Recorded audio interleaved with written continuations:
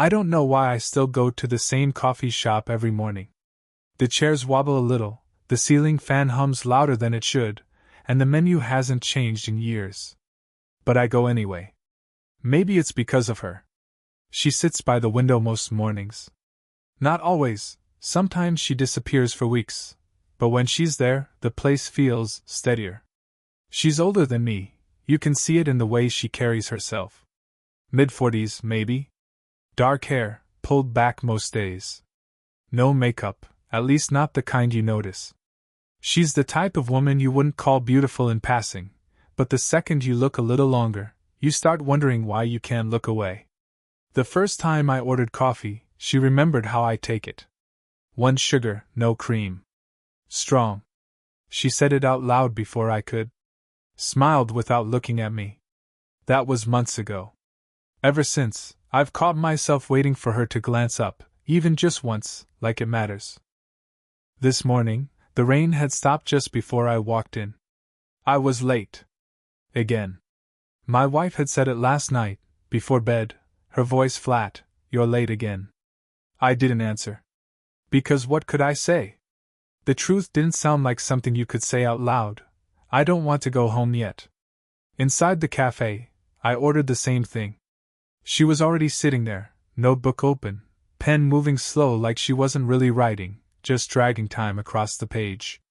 I took the seat across from her, not close enough to be obvious, not far enough to be casual.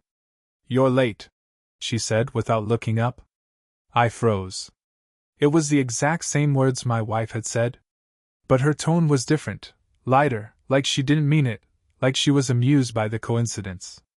"Yeah," I said, folding the napkin that came with my cup. My fingers wouldn't stay still. But I came back. That made her finally look at me. Her eyes lingered longer than usual, and then she went back to her notebook. She didn't answer. We sat in the kind of silence that feels louder than talking. My coffee steamed between us. She tapped her pen against the page, slow, rhythmic. I kept flicking my eyes toward her hands, then away, like I might get caught. She broke the quiet. "Do you ever finish anything you start?" I half laughed, not sure if it was a joke. "Not really," I said. "I'm better at circling things." She nodded, almost approving, like that made sense. I wanted to ask her what she was writing. I wanted to tell her why I came here every morning, why my nights stretched long and restless. Instead, I just folded the napkin into smaller and smaller squares until it tore in the middle. My phone buzzed in my pocket. A message from my wife: "Dinner tomorrow? Or are you working late again?" I didn't answer. Not right away. I glanced up. She was watching me now, her eyes steady, unreadable. She didn't ask what the message was. She just closed her notebook, slipped the pen inside, and stood. "Same time tomorrow?" she said. I didn't know if she meant it as a question or an invitation. But I nodded anyway. And that was enough to keep me awake half the night. The next morning, I told myself not to go. I lingered at the apartment door, keys in hand, my wife still asleep in the bedroom.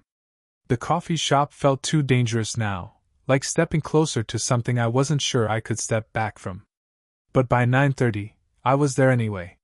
She was already sitting in her usual spot, hair damp from the drizzle outside.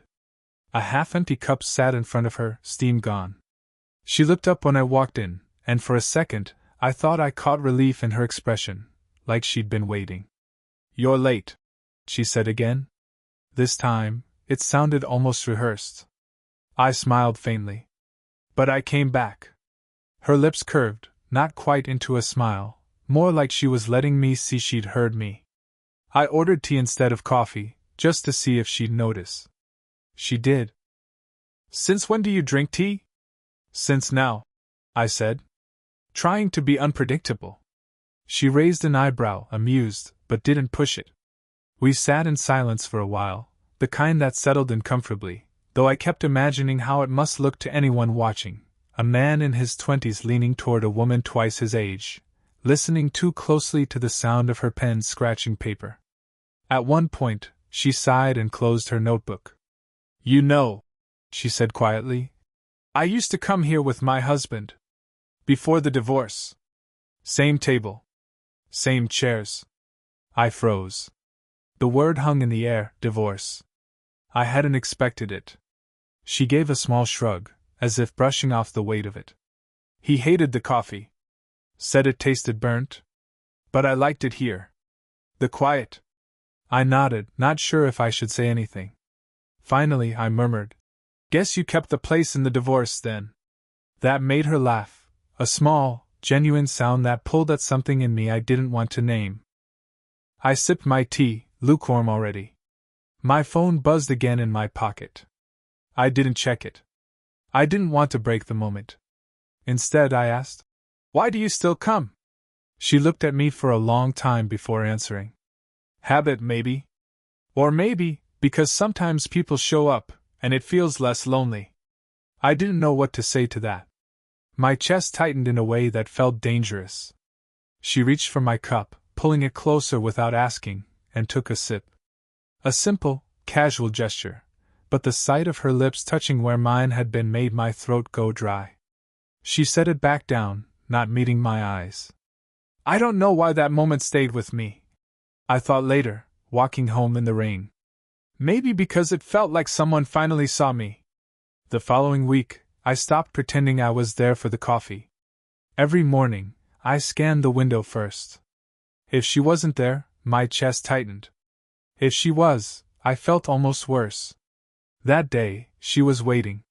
Same table. Notebook closed, untouched. Like she hadn't come to write at all. "You're early," she said when I sat down. "Or you're late," I countered, and it almost sounded like a joke. She gave me a look I couldn't read, then shifted her cup closer, as though making space for me. We didn't talk much. Just the low murmur of the cafe, the clink of spoons against porcelain. But something in her posture was different, more rigid, like she was holding back. Finally, she spoke. "You shouldn't keep coming here." The words hit harder than I expected. My mouth went dry. "Why not?" "Because people notice things." She flicked her eyes toward the barista, who was watching us with thinly veiled curiosity. Then back to me. "You're young." "I'm not." I opened my mouth to argue, but the words stuck. She wasn't wrong. Anyone looking at us could see the imbalance, the 20-something leaning in, the woman in her 40s pretending not to lean back. I looked down at my hands. My knuckles pressed white against the cup. Before I could answer, the bell above the door rang. A familiar voice cut through the quiet. "Hey! Didn't expect to see you here." It was Mark, a friend from work. He grinned, glancing from me to her, then back again. Something knowing flashed across his face. "Coffee date?" he asked lightly. My heart thudded. She stiffened, her hand pulling the notebook closer like a shield. I forced a laugh. "No. Just company." Mark didn't buy it. He gave me a look that said "I'll ask you later," then ordered his drink and left us in a silence heavier than before. She didn't touch her cup again. Didn't look at me. "I told you," she said softly. "People notice." I wanted to reach across the table, to close the space she'd put between us. Instead, I shifted, restless. "Do you want me to stop coming?" Her eyes flicked to mine. Held there for a long second. Then dropped. "I don't know what I want." That answer should have been enough to push me away. Instead, it pulled me closer. We sat in silence, the air dense with everything unsaid. My hand brushed the table, inches from hers. She didn't move. I leaned forward, just slightly. Close enough to notice the faint trace of rain still in her hair. Close enough that if either of us tilted forward another inch. Her breath caught. Then she pulled back. Just barely. Enough to remind me of the line we hadn't crossed. I sat frozen, the moment lodged in my chest like a secret I couldn't unfeel. It wasn't planned. Nothing with her ever was. I saw her outside the cafe one evening, later than usual, waiting under the awning while the drizzle came down steady. No notebook this time. No coffee. Just her, hands tucked into her coat pockets, staring at the street like she didn't know where else to be. You're still here, I said, my voice too careful. She turned, surprised. You're late. It wasn't the usual joke. This time, it sounded like something else, like she'd been keeping track. We walked without talking, the wet pavement shining under the streetlights. She didn't invite me, and I didn't ask, but our steps fell in rhythm anyway. A quiet companionship. After a block, she spoke. You know this isn't sustainable. Her words cut through the rain. I know, I said. My throat tightened. But I don't want to stop. She stopped walking. The street lamp cast shadows across her face, softer than I'd ever seen her look. For the first time, she didn't seem untouchable. She seemed tired. Human. I've already lost too much, she said quietly. I can't afford to lose control, too. I swallowed hard. My chest was pounding, not with anger but something sharper, fear that she might decide to close the door for good. What did you lose? I asked. She hesitated. Looked down at the slick ground. A marriage. Friends. People's respect. All because I reached for something that wasn't mine. Her words hung there. And suddenly, jealousy, sharp, unwelcome, rose in me. Someone else had once been on the receiving end of her longing. Someone else had been let in. I almost asked who, but I didn't. Instead, I said, You think I judge you for that? She looked up at me then. Rain streaked across her coat collar. Her eyes were steady, but her hands trembled slightly at her sides. I don't know what you do, she whispered. The silence stretched, too fragile to touch. My pulse hammered with everything unsaid. I wanted to tell her about the texts I never answered, about the way I kept folding napkins just to keep from reaching for her hand. I wanted to admit how I looked for her in every empty chair when she wasn't there. Instead, all I managed was, You make it harder to go home. Her lips parted, a sharp breath catching in her chest. And in that moment, we weren't just two people walking. We were on the edge of something we couldn't undo. She took a step closer, then stopped. Her hand almost rose, almost. The rain dripped louder against the awning. My heart beat in my ears. She looked at me with an expression I couldn't name, not quite longing, not quite fear. And then, softly, she asked the question that split me open. Would you stay if I let you? The next morning, I went early. Earlier than I'd ever gone. The rain had stopped, the air smelled sharp and clean, and I felt sure, almost certain, that she'd be there. But her seat was empty. I waited. I drank my coffee too fast, burned my tongue, folded napkin after napkin until my fingertips rubbed raw. Every time the bell over the door rang, my head jerked up. But it was never her. By noon I gave up. The following day, same thing. Empty chair. Notebook gone. Like she'd been erased. It went on like that for nearly a week before I finally saw her again, not at the cafe, but in the grocery store, pushing a cart half filled with vegetables. She looked different there, smaller somehow, like the fluorescent light stole something from her. When she spotted me, her hands froze on the cart handle. A second too long passed before she forced a smile. You don't usually shop here, she said. Neither do you, I answered, and my voice came out rougher than I meant. We stood in the aisle, blocking the shelves, people moving around us. Finally, she sighed. I thought it would be easier if I stopped coming. The words lodged in my chest. Easier for who? She didn't answer. Just adjusted a tomato in the cart like it needed her attention. That's when a voice called from the next aisle. Mom? I turned. A teenage girl, maybe 17, rounded the corner. She had her mother's dark hair, the same steady eyes. She looked at me, then at her, then back again with quick, assessing sharpness. Ready? The girl asked. Almost, she replied, her tone careful. To me, she added quietly. This is my daughter. I nodded, throat tight. The girl gave me a curious glance, one that lingered a second too long, before tugging the cart forward. She followed, leaving me rooted in the aisle, surrounded by cans of soup I couldn't see. For the rest of the day, I couldn't stop replaying it. Not the girl herself, but the way her mother's face had shifted when she appeared, like a door slammed shut. I didn't go back to the cafe. Not the next day, or the one after. My phone lit up with her number once. A call I didn't take. A message I didn't open. Instead, I typed one of my own, "Do you want me to stop coming?" But I never hit send.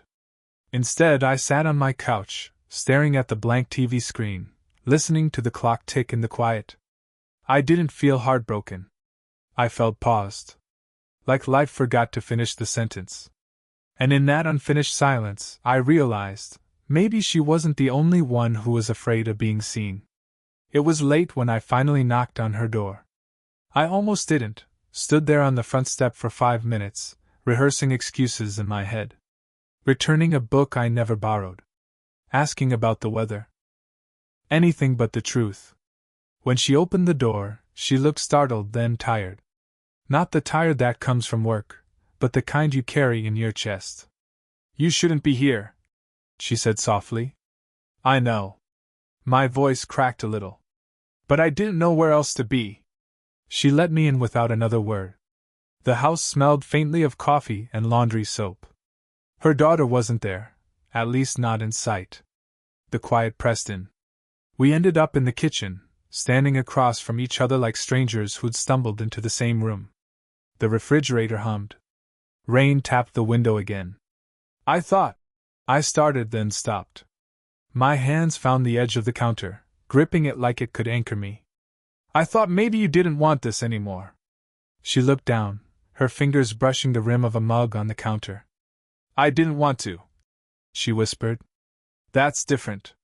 The words landed heavy. I wanted to close the distance between us, but I stayed still, afraid that if I moved, she'd step back.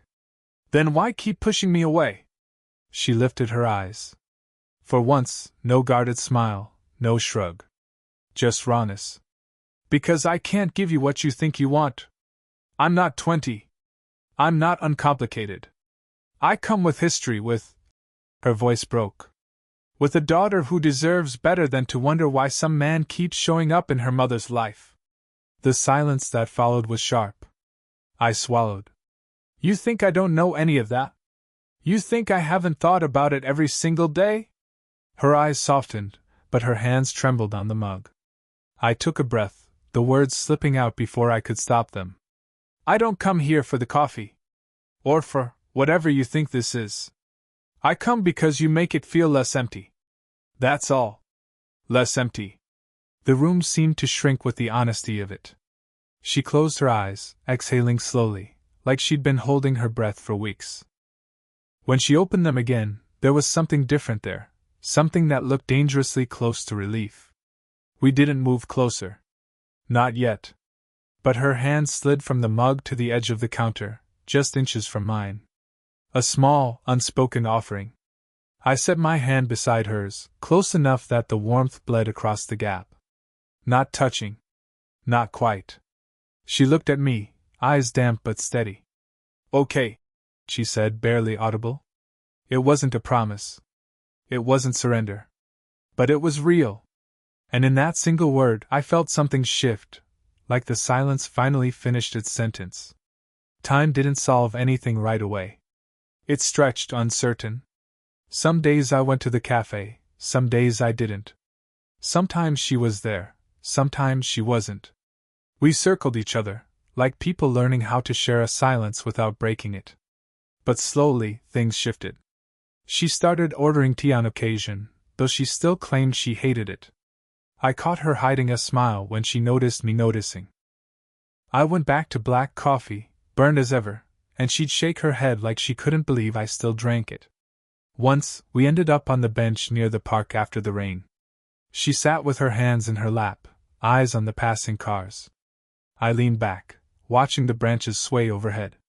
Nothing profound was said, but the quiet felt less heavy than it used to. Less lonely. Her daughter got used to seeing me around. Not suddenly, not easily. At first, there were sharp looks, clipped questions. But eventually, she stopped asking why I was there at all. One evening, she even asked if I wanted tea.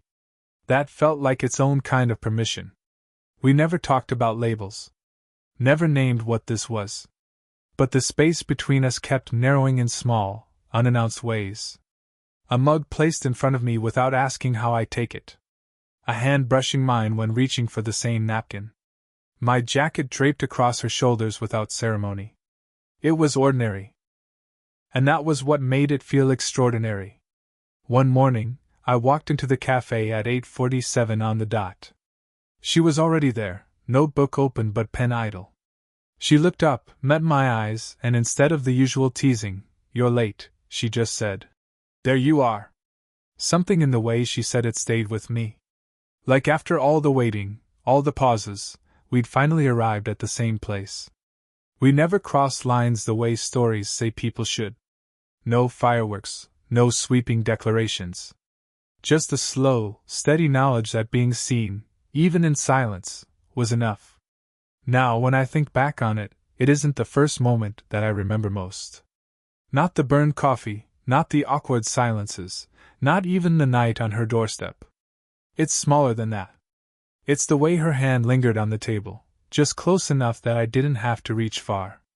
It's the word okay, spoken like a promise she hadn't planned to give. And it's the look she gave me every morning after, as if we both knew, without saying, that life might never be perfect, but it didn't have to be lonely either. I think that's what real love feels like. Not a grand finale. Just the right person in the right chair at the right time. And for me, that was enough. Speech Balloon, did this story stay with you? What kind of quiet, real love stories do you want to hear next?